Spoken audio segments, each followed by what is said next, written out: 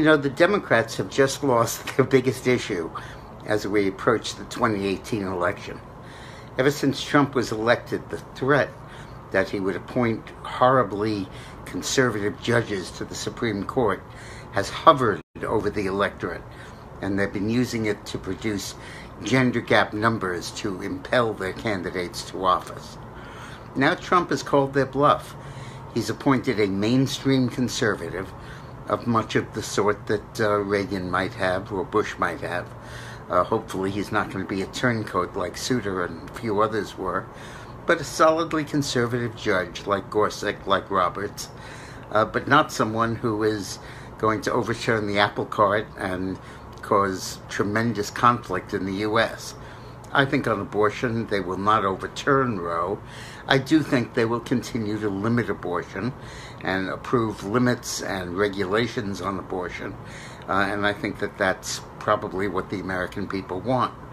But the Democrats were hoping for a win. They were hoping for a candidate they could campaign against, like Bork was, and Clarence Thomas, and solidify their base in opposing him. But now Trump has absolutely taken that away from them. It's a brilliant maneuver, and it shows the bankruptcy of the Democratic Party. They have no issues. They can't say the tax cut's a failure. They can't advocate open borders without losing the election. Really can't advocate sanctuary cities once anyone understands that it's a tantamount to releasing criminals back onto the street.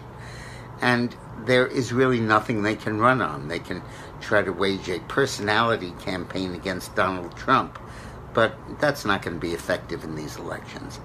The Democrats kind of have always regarded the 2018 election as jury selection for impeachment, and it looks like they're going to strike out on that score too. Today's video is sponsored by the Patriot Gold Group. While this trade war is raging with China, it's going to play havoc with the stock market. Individual companies that are dependent on Chinese products to make their products in America are going to drop. Companies with ownership interests in Chinese companies are going to see their stock values decrease. There's a good chance that China will use its stock holdings to try to force down the Dow as a way of bringing political pressure on Trump to go easier on trade. This is war, and there's likely to be some collateral damage. A good place to shelter during this war, a good bomb shelter for it, is gold. Because when the market goes crazy, gold stays still and usually increases in price.